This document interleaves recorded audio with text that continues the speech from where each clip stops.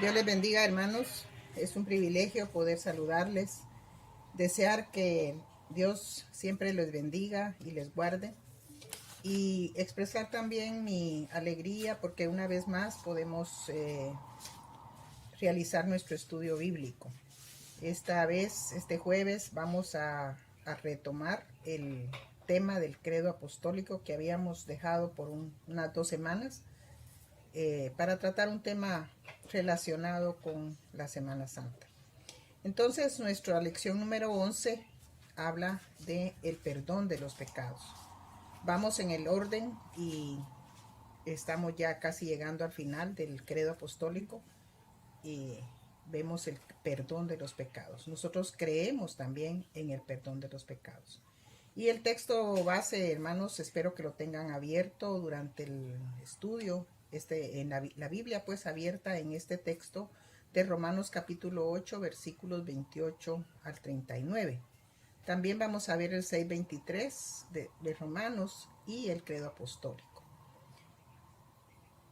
El versículo que vamos a memorizar es Romanos 6:23, que dice: porque la paga del pecado es muerte, mas la dádiva de Dios es vida eterna en Cristo Jesús, Señor nuestro. Romanos 6:23. Ahí en el grupo, por favor, ustedes hagan su ejercicio de memorización después de las lecturas bíblicas recomendadas. El propósito de esta lección es analizar el significado de las palabras perdón y perdonar, a fin de valorar el amor de Dios. Entender la magnitud del perdón de los pecados como un regalo de Dios y disponernos también a vivir como perdonados en la iglesia del Señor. El credo apostólico, mis hermanos, lo vamos a decir todos juntos, enfatizando aquí en amarillo el artículo del credo que estamos ahora estudiando.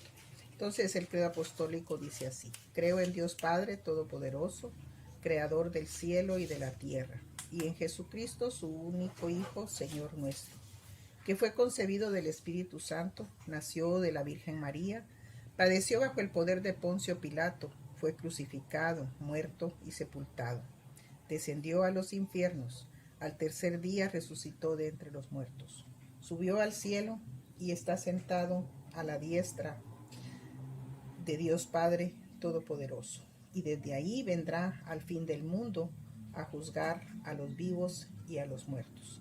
Creo en el Espíritu Santo, la Santa Iglesia Universal, la comunión de los santos, el perdón de los pecados, la resurrección del cuerpo y la vida perdurable. Amén. Como les decía, gracias a Dios retomamos el estudio del credo apostólico, prácticamente la recta final de este material que tenemos. Y en esta lección descubrirán ustedes, mis hermanos, como yo lo descubrí también al preparar el estudio, la grandeza de ese regalo de Dios, el perdón, ese regalo grande que Dios nos ha dado. Y espero que todos sintamos y expresemos gratitud a Dios por su gran amor, porque solo quien ama es capaz de perdonar una falta o dos, pero Dios nos ofrece un perdón sin límites. Cuando decimos sin límites, no nos referimos a que tenemos puerta abierta para pecar cuantas veces querramos. Decimos un perdón sin límites porque si nosotros vemos hacia atrás nuestra vida, son innumerables las faltas cometidas y así también es innumerable la manifestación del amor de Dios en nosotros. Primero vamos a ver un poco acerca de las dos palabras que les decía yo, perdón y perdonar. Vamos a ver qué significado tienen estas palabras. Y según la etimología, pues encontramos una diferencia importante entre las palabras perdón y perdonar. Semánticamente, perdón es un sustantivo y perdonar es un verbo, es una acción. Pero lo importante, mis hermanos, es que en la raíz de la palabra perdón, en el idioma original, la palabra da la idea de soltar echar fuera o enviar. Recordamos, mis hermanos, aquel texto de Miqueas 7:19, ¿verdad? Donde él dice que nuestros pecados los lanzará al fondo del mar. Y ya no se va a acordar más de él. Y recordemos también la imagen que hay en Levítico del sacrificio por la expiación de pecados. Se tenían dos carneros, se tenían que llevar 2 carneros para la expiación. Uno se sacrificaba, lo sacrificaba el sacerdote y lo presentaba ante el altar.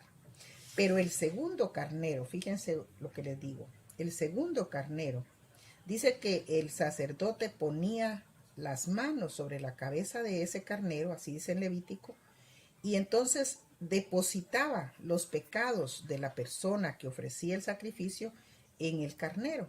Y ese carnero era echado fuera del campamento, es decir, fuera del lugar, y nunca más volvían a ver ese animal. Así también, mis hermanos, es como el Señor aleja de nosotros el pecado. Cuando nos perdona, aleja de nosotros el pecado. Y perdonar es la acción de Dios, ¿verdad? Es una acción que realiza Dios. Entre los seres humanos nos perdonamos unos a otros.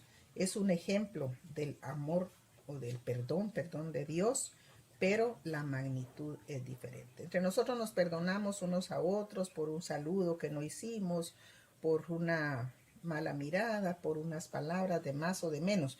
Pero así es como nos perdona Dios, pero en una magnitud diferente, mucho más amplia, ¿verdad? Porque el perdón de Dios, como les decía, es realmente, mis hermanos, el perdón de faltas que no tenía ninguna paga.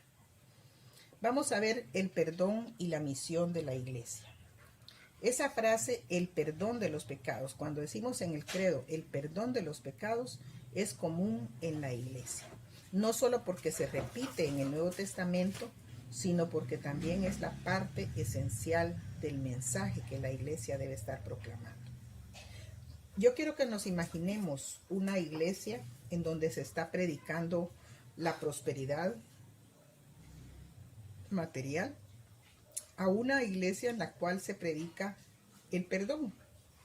Si nos imaginamos a esas dos iglesias, vamos a ver que aquella iglesia donde se está predicando la prosperidad material, todos los que están oyendo están pensando en sí mismos, están pensando en ellos mismos, prosperados materialmente, pero la iglesia que está oyendo el mensaje del perdón de Dios está pensando en Cristo, porque el perdón de nuestros pecados fue por su sacrificio en la cruz. Mientras aquella iglesia está llena de ambición, de egoísmo, cuando estamos oyendo de la prosperidad material, mis hermanos, nos estamos imaginando carros, casas, propiedades, riqueza. Pero la que está oyendo acerca del perdón de Cristo es una iglesia que va a estar humilde, reconociendo su pecado, sumisa, pero al mismo tiempo gozosa. Desde el principio, mis hermanos, Cristo fue a la sinagoga y dijo: el Espíritu del Señor está sobre mí porque me ha enviado. Y entre todas las cosas que menciona, dice: a pregonar libertad a los oprimidos, a los cautivos. Porque el pecado, mis hermanos, nos oprime y cautiva nuestra vida. La base del perdón, hermanos, para esto tenemos que decir primeramente que el perdón no es gratis. Dios no pasa por alto la culpa. Por eso era que los judíos tenían que sacrificar constantemente animales para pagar sus culpas. Entonces, el perdón no es gratis. El pecador paga su culpa. Antes se pagaba, como les decía, con corderitos, con animalitos sacrificados, entregados al sacerdote, pero nosotros recibimos el perdón por medio de un pago que Cristo hizo. Él ocupó el lugar que nosotros teníamos que haber ocupado, tomó nuestro lugar. Colosenses 1:14 afirma que en Cristo tenemos redención. Ese es el pago, ¿verdad? La palabra redención significa pagar. tenemos redención por su sangre. En Cristo tenemos redención por su sangre, el perdón de pecados. Entonces, la palabra redención significa rescate, es decir, un precio que se da por la liberación.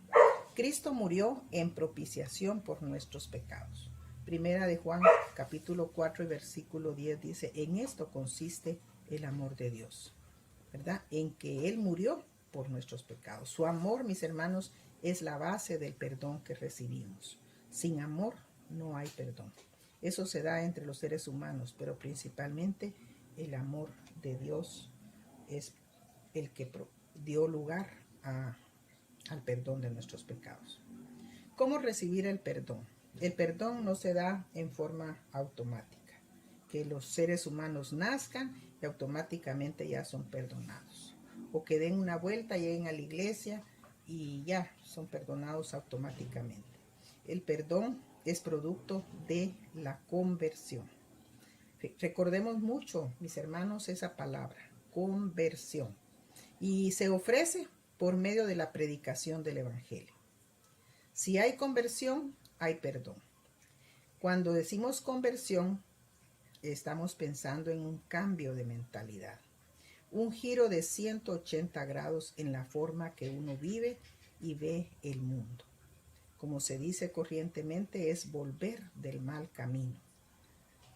Ahí tenemos el ejemplo para esto de volver del mal camino, la vida de Jonás, del hijo pródigo. Y tal vez encontremos otros más, ¿verdad? El volver de mal camino, es decir, dar la vuelta e ir en otra dirección. En Hechos 3:19 encontramos que hay un requisito para que sean borrados nuestros pecados, y son las obras, ¿verdad? Hacer obras dignas de arrepentimiento. Eso dice Hechos 3:19.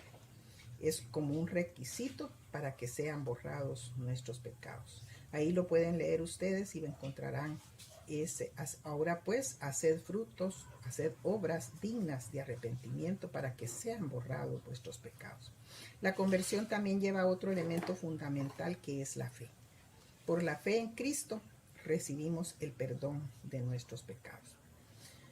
La naturaleza del perdón. El perdón que ofrece el Señor tiene varias características. Una es definitiva. Hebreos 10:17 tiene una palabra clara. Dice, nunca más me acordaré de sus pecados y transgresiones. Entonces, el perdón que ofrece el Señor es definitivo, mis hermanos, con esa frase, nunca más. El nunca más nos da esa seguridad de que el perdón es definitivo y tiene que ver con la obra de Dios en nuestras vidas. Hebreos 10:16, o sea, antes de decir nunca más me acordaré de sus pecados, dice que hay una obra de regeneración que hace el Espíritu en nosotros, ¿verdad? Entonces, a partir de esa regeneración, la promesa es nunca más me acordaré de vuestros pecados. No solo en lo espiritual, mis hermanos, sino que también en toda nuestra vida. Al ser perdonados, somos mejores hijos de Dios, somos mejores amigos, mejores hermanos, mejores hijos, mejores esposos, mejores trabajadores, mejores profesionales, etc. Y finalmente, el perdón no nos ocurre ni nos lleva al aislamiento. El que es perdonado pasa a ser miembro de una iglesia, pasa a integrar el grupo de los que buscan al Señor y le adoran con todo su corazón y en toda circunstancia. ¿Por qué? Porque fuimos perdonados. Esa es la razón de nuestra adoración al Señor, de nuestro amor al Señor. En conclusión, mis hermanos, como les decía al principio, quiero que miremos la hermosura de ese texto de Romanos 8, desde el 28 hasta el 39. Es un texto precioso que tiene muchas promesas. Pero en los versículos 33 al 39 concluye ese capítulo 8 de manera especial, afirmándonos, mis hermanos, que si nos acercamos al Señor y recibimos su perdón, nadie nos acusará porque Dios nos justifica. Nada nos separará del amor de Dios, porque Él ya olvidó nuestros pecados. Nunca más se acordará de ellos. Y por ese perdón somos más que vencedores. En este texto, mis hermanos, encontramos mucha seguridad. La seguridad para afirmarnos como hijos de Dios, para no tener dudas, para no tener temores, para no andar de una iglesia a otra, para no estar ausentándonos de la iglesia porque estamos meros desanimados y después volviendo otro ratito y después volviéndonos a alejar. El cristiano que llega a entender el perdón de Dios, la magnitud de ese perdón de Dios, que es definitivo y que es un perdón que no se obtuvo gratis, sino que Cristo pagó con su sangre, llega a valorar y a amar al Señor y le adora con todo su corazón. Llega a adorarlo y no importan las circunstancias. Quiero que terminemos, que concluyamos este tiempo de estudio, mis hermanos, leyendo los versículos 38 y 39. Estos dos versículos son preciosos y nos dan seguridad, sobre todo, mis hermanos, en este tiempo de violencia, en este tiempo donde la sociedad se pierde cada vez más en lo mundano, en este tiempo de pandemia. Si ustedes quieren, pueden seguir la lectura conmigo, o si no, pues esperan que termine el video y entonces hacen una lectura en el grupo familiar donde lo están reflexionando. Los versículos 38 al 39 del capítulo 8 de Romanos dice: por lo cual estoy seguro de que ni la muerte ni la vida, ni ángeles ni principados, ni potestades, ni lo presente, ni lo porvenir, ni lo alto, ni lo profundo, ni ninguna otra cosa creada nos podrá separar del amor de Dios que es en Cristo Jesús, Señor nuestro. Dios les bendiga, mis hermanos.